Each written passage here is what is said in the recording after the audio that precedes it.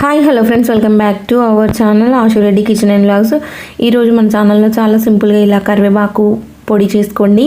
చాలా బాగుంటుంది టేస్ట్. మనకు 1 month వరకు నిల్వ ఉంటుంది.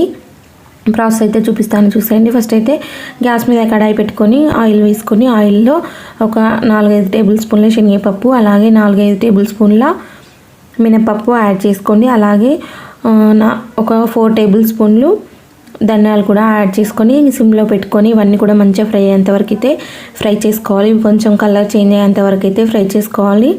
ఈ పొడి చాలా మంచిది అన్నమాట, హెల్త్కి కూడా.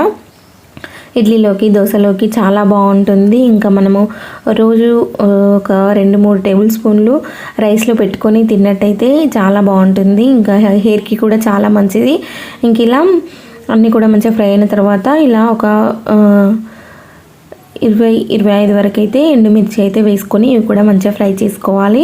నేను ఎక్కువ చేస్తున్నాను కాబట్టి నేనైతే దానికి తగ్గట్టు ఎండుమిరపకాయలు అయితే వేసేసి ఫ్రై చేసుకుంటున్నాను. మీరు ఎంత చేసుకుంటున్నారో దాన్ని బట్టి కారానికి తగ్గట్టు వేసుకోండి. నేనైతే ఇంకా ఎండుమిర్చి ఎక్కువ వేసాను. ఇంకా ఎండుమిర్చి వేసేసి కరివేపాకు కూడా వేసేసి కరివేపాకు మొత్తం కూడా మంచిగా ఫ్రై అయ్యేంత వరకు ఫ్రై చేసుకోవాలి. కరివేపాకు ఫస్టే మనం మంచిగా నీట్గా కడిగేసుకొని నీడకు ఎండబెట్టుకోవాలన్నమాట. ఎండకైతే పెట్టకూడదు, నీడలోనే ఆరబెట్టుకోవాలి, తడి లేకుండా. ఇలా ఆరబెట్టుకున్న తర్వాతే మనం ప్రిపేర్ చేసుకోవాలి. అలా అయితేనే మనకు 1 month 2 months వరకైనా నిల్వ ఉంటుంది. చూసారా, ఇలా అంతా కూడా మంచిగా ఫ్రై కావాలి. మరీ బ్లాక్గా కాకూడదు, ఇలా మంచిగా ఫ్రై అయితే సరిపోతుంది. చూసారా, అటు ఇటు కిందికి మీదికి అనుకుంటూ మంచిగా ఫ్రై చేసుకోవాలి.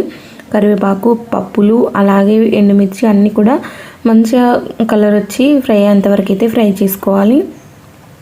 ఇలా అంతా ఫ్రై చేసుకున్న తర్వాత చల్లారేంత వరకు పక్కన పెట్టేసి, చల్లారిన తర్వాత ఇలా మిక్సీ జార్లో వేసుకొని ఇందులో అయితే టేస్ట్కి తగినంత ఉప్పు, అలాగే ఒక 2-3 టేబుల్ స్పూన్ల జీలకర్ర అయితే యాడ్ చేసుకోవాలి. నేను జీలకర్ర యాడ్ చేస్తున్నాను, ఒక 3 టేబుల్ స్పూన్లు అయితే యాడ్ చేశాను. అలాగే ఒక నిమ్మకాయ సైజు కంటే ఎక్కువ యాడ్ చేస్తున్నాను చింతపండు. నేను చాలా చేస్తున్నాను కాబట్టి నేనైతే ఇంత చింతపండు అయితే వేసాను. మీరు ఎంత క్వాంటిటీలో చేస్తారో దాన్ని బట్టి వేసుకోండి చింతపండు, అలాగే జీలకర్ర, ఇంకా టేస్ట్కి తగినంత సాల్ట్ అయితే యాడ్ చేసుకొని ఇదంతా కూడా మెత్తగా మిక్సీ పట్టుకోవాలి. చూసారా, ఈ విధంగా మిక్సీ పట్టుకోవాలి. ఇలా మిక్సీ పట్టుకుంటే మనకు 2 months వరకు అయితే నిల్వ ఉంటుంది. నేను అంతా ఒకేసారి పట్టదు కాబట్టి నేనైతే ఒక 2-3 సార్లు వేసి పొడంతా కూడా మిక్సీ పట్టుకున్నాను. చూసారా, ఇలా ఉంటే చాలా బాగుంటుంది. పిల్లలకు కూడా పెట్టండి. మనకు హెయిర్ కూడా ఊడుతుంది కదా, దానికైతే మంచిగా పనిచేస్తుంది అన్నమాట. డైలీ ఒక టేబుల్ స్పూన్ రైస్లో పెట్టుకొని తింటే సూపర్గా ఉంటుంది, నెయ్యి వేసుకొని తింటే. సో ట్రై చేసి కామెంట్ బాక్స్లో కామెంట్ చేయండి తప్పకుండా. మన ఛానల్ ఎవరైనా కొత్తగా చూస్తున్నట్టయితే ప్లీజ్ మన ఛానల్ని సబ్స్క్రైబ్ చేసుకోండి. పక్కనే ఉన్న బెల్ ఐకాన్ కూడా యాక్టివేట్ చేసి పెట్టుకోండి. నేను ఎప్పుడు వీడియో పెట్టినా మీకు నోటిఫికేషన్ వస్తుంది.